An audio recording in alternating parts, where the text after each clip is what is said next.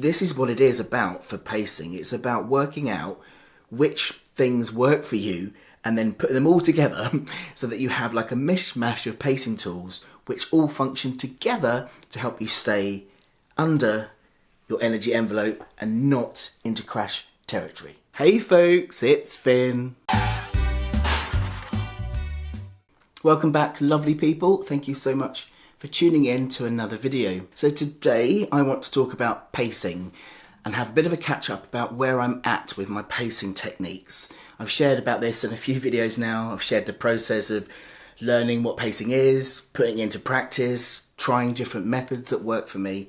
So today I just want to update you about that. And before I begin, I just want to say a massive thank you to all of you wonderful Finn fan folks who left such lovely, lovely comments on my last video where I shared my worries about, all I'm talking about at the moment is CFS and pacing and fatigue and all of these things, and worrying that you're going to go off me because I won't shut up about what's going on.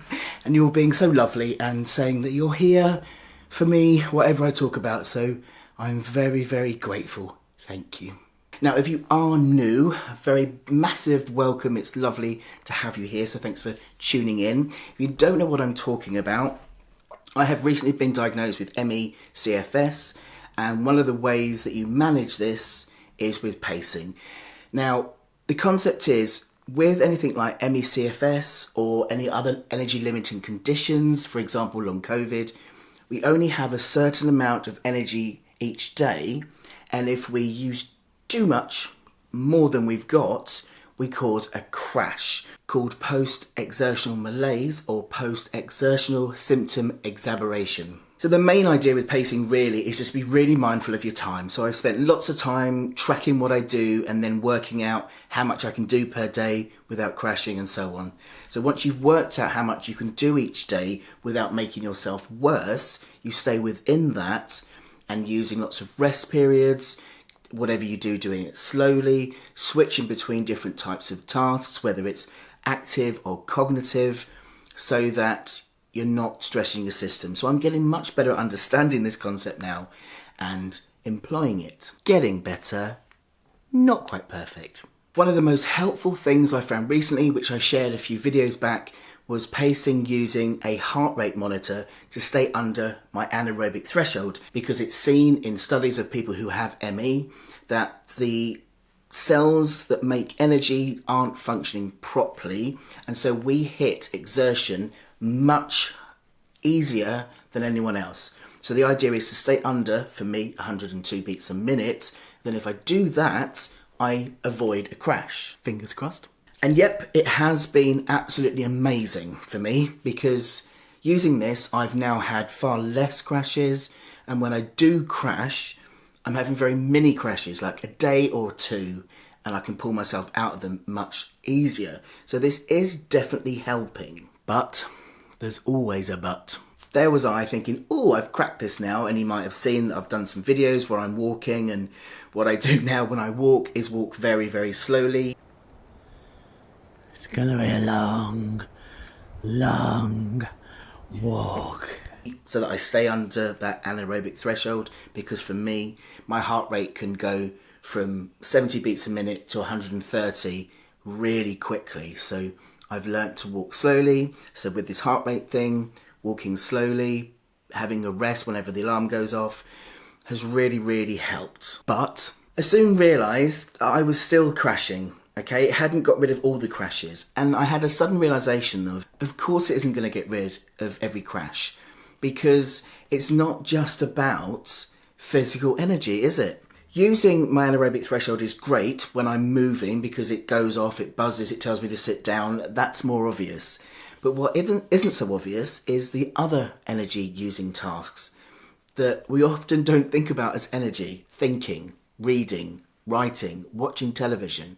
Now that might not make my heart rate go up as high, but it is still energy. And so whilst this was helping me to stop active energy, moving around energy, it isn't always so helpful at letting me know when I've done too much of the other kind of energy.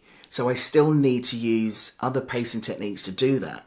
It just suddenly dawned on me that pacing has to be a collection of tools that you use to help manage energy. Not just the resting, not just the switching tasks, not just the limiting the amount of hours in the day, not just limiting your anaerobic threshold. It has to be all of these things combined. And I think this is what it is about for pacing. It's about working out which things work for you and then put them all together so that you have like a mishmash of pacing tools which all function together to help you stay under your energy envelope and not into crash territory. Did that make sense? I mean, at the end of the day, it's funny because when I first started doing this, I was like, yes, this heart rate monitor is going to solve everything. Well, not quite that extreme. I knew it wasn't going to suddenly magically make me better. I just thought that using this, it means I'm never going to go over what I can use and it'll be fine. But of course, it isn't for the reasons I've just mentioned. But also because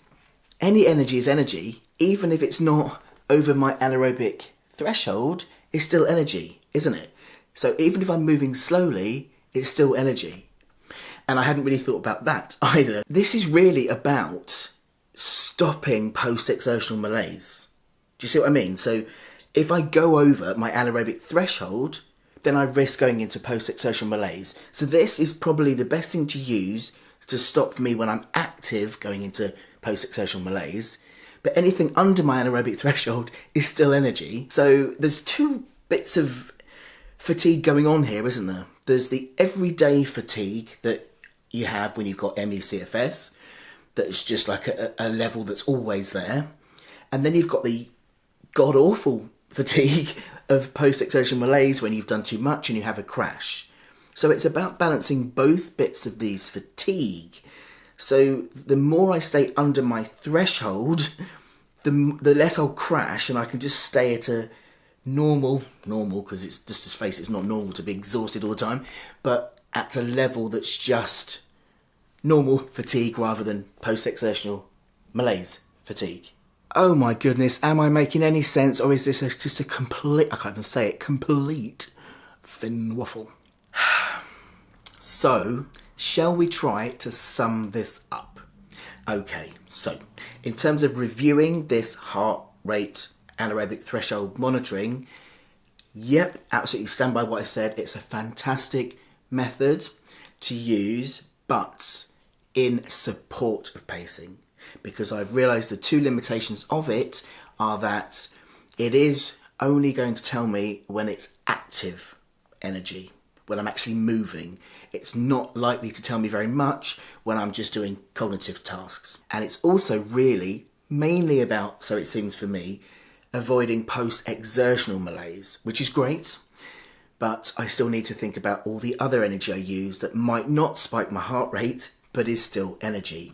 So therefore, this can't be used on its own, but must be used alongside other pacing methods. So resting before a task, resting after a task, also swapping between types of tasks. So for example, I might wash up, have a break, do some emails, have a break. So not only am I resting, but I'm also switching tasks to give my brain more of a rest and my body more of a rest. Make sense? And then that way I'm monitoring all of my energy, not just my post-exertional malaise and worrying whether I'm going into that, but just all my energy in general. So while I'm doing all of these things, like for example, if I was washing up, even though I've had a break, if this goes off, I know still to sit down. Do you see what I mean? So this is more of a support for general pacing. Did that summary make more sense? Now, when I began to realise this, that pacing, I think must be for most people, I don't know, I can't be the only one, pacing has to be more than one thing. So it's a watch, it's managing your time, but it's also tools. And I've recently started to buy some assistance tools that are helping. I have a rather fetching stool in the bathroom where I sit and have a shower, and now that I'm not standing to have a shower, I'm not using as much energy, my heart rate isn't spiking. I also have an equally fetching stool in the kitchen, which of course I've pimped up, and sitting whilst I'm doing chopping vegetables or washing up, or even if I'm in the kitchen and my heart rate goes up, I can sit and have a rest. The same with the bathroom stool, I can sit and brush my teeth on it and stuff like that. So pacing is also about that. And now lots of you probably have also seen that I've recently started using a mobility scooter, which has been a big deal for me to adapt to needing. It's been a work in progress, and I'm really grateful to all my members who I shared this with first and were really supportive and have helped me to be more public about it. I have written a blog about it and I will link you to that, and I will make a video on that soon. So yes, this is really my pacing update now, is that I am realising that pacing isn't one thing. Pacing is different techniques and tools together that all combined help me to stay within my energy envelope and stay more well. Hopefully, the more I don't go into crashes and post-exertional malaise, the less of that awful crash I'm having, and the more stable I am, hopefully the more my body will continue to recover. And I'm reassured by lots of people that it's quite normal that it takes a while for us to kind of stabilise. I was watching a video the other day and this person was describing how in the very beginning you're kind of doing this with your energy, because I didn't know I had ME. I just thought I needed to just get on with stuff. So I was like doing loads when I was well, and then when I was not well I was kind of going back here and resting. As soon as I was better, doing more. Whereas with pacing I've learnt to kind of do much more of this, you know, so I'm like, oh, I'll do a bit, oh hang on, that was a bit too much, cut back a bit, and I'm doing this, which is progress. So eventually, hopefully, down the line, I will find a much more even keel, which will let me start to recover. That's the plan. So yeah, there we go. As I said, I will link everything I've talked about here, either up there or down there. I also want to link you to a really incredible YouTube channel that I found recently that's so helpful. It's a channel by Jez Majinga, and he has long COVID, so there's lots of long COVID videos, but he also talks about how there are so many similarities between the two. And there's loads of videos I found really helpful, but I'm going to link the one about pacing because it talks about all the sort of stuff I'm talking about and lots of people's different methods, and it's just generally really useful. So go watch that. Highly recommend. Right, I'm going to stop waffling now, but I want to just quickly say thank you to Cody for noticing my new setup at the back and saying that he liked the flags. I'm glad you like that. It's nice to have a bit of a background behind me again. That really was a waffle, wasn't it? Hope that made sense. Long and short of it is, I'm getting there. I'm making more sense of these things.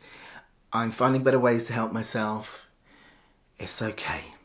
We get there, don't we? This was exactly the same when I went through transition. I had no idea what I was doing in the beginning. I had to try lots of different ways to look after myself. And eventually I got there and I'm an expert.